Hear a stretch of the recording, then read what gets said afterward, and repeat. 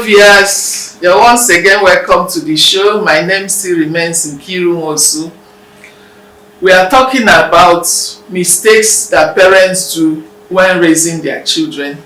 We've discussed one of the mistakes. That is when parents compare their children with their siblings or other children. Today we are going into the second mistake, which is when parents do not praise their children. They only point out the mistakes that the children do. And once again, we have amiable, elegant, sweet Dr. Mercy with us. Thank you, Mommy. Thank you, Ma. She's also here with us. Yes. So in the previous episode, we looked at comparing, when parents compare their children to other children or to their siblings. Today we are going to look into another mistake that parents do. That is when they are always finding faults. They are always pointing out the mistakes that their children do. They don't celebrate the child's effort. Even if the effort did not result in the desired result, you should at least celebrate the effort. What do you think about it? When parents are always pointing out the mistakes that their children are doing? Firstly, sometimes, when a child make mistake, you as a parent, you wouldn't just think of the particular thing to do. You want to firstly correct that mistake the child has That's done. the first reaction. That's the first reaction. Every parent, I feel, every parent, for me, that's how I feel. Like when a child does something wrong, the first thing you want to do is correct. Your first reaction is what firstly matters. Before you now, for me as a daughter, I feel like before you go back and start thinking, oh, I didn't do this thing right. I didn't do this thing right. That's what I think.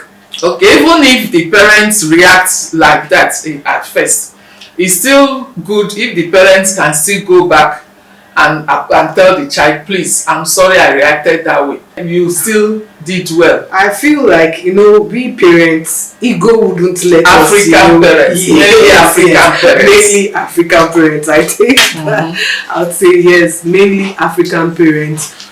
Our ego wouldn't let us want to go back to our children to say, I'm sorry I reacted this way. We just feel in our own senses like, if you go back to tell this child, I'm sorry, I feel like always want to come back to do it. So I feel, but it's still the right thing to do.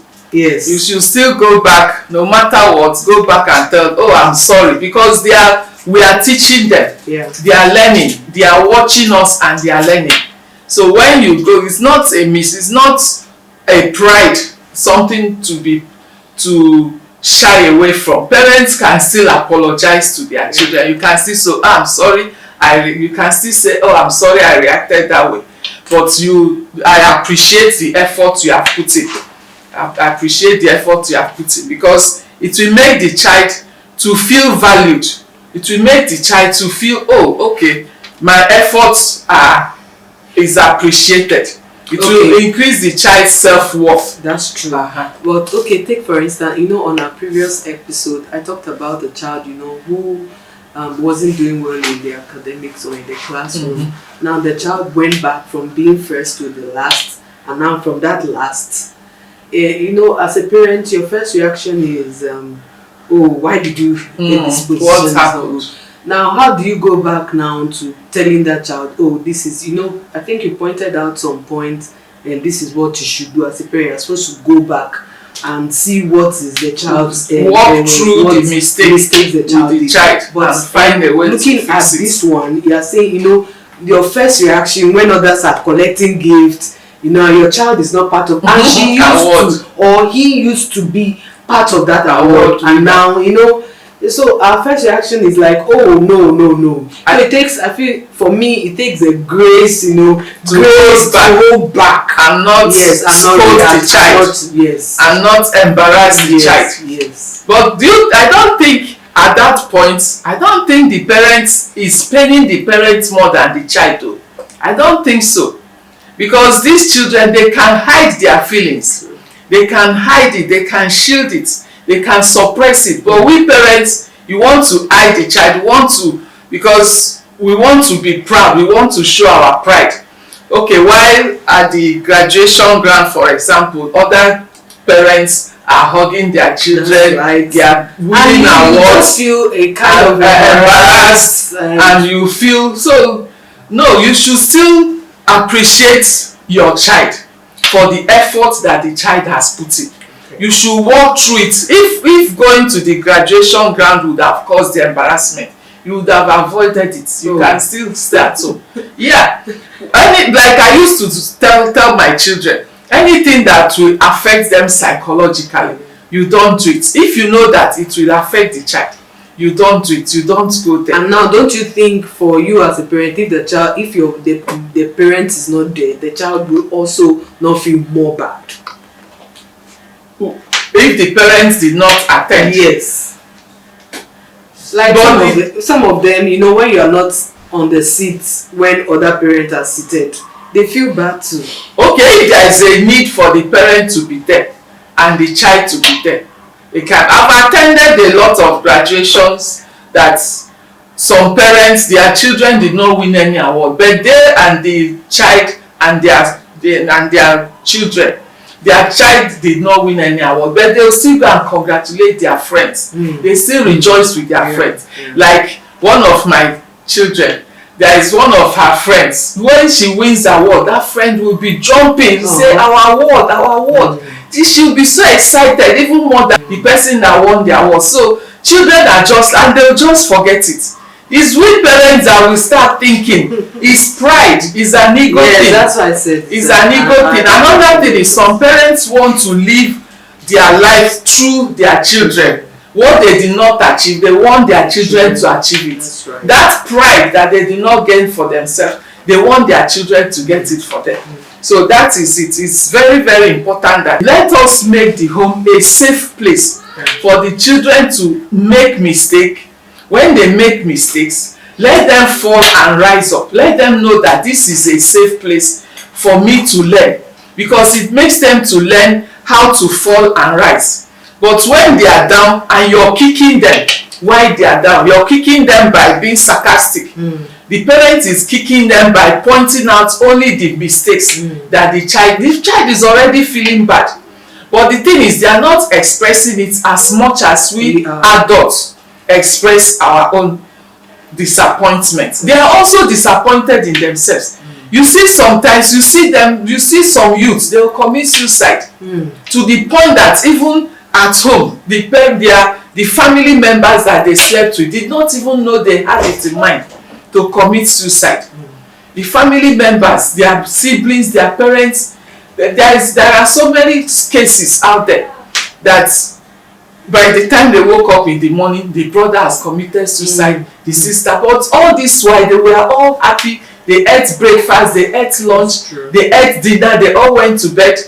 So, you know, it's paining them. They're also disappointed in themselves.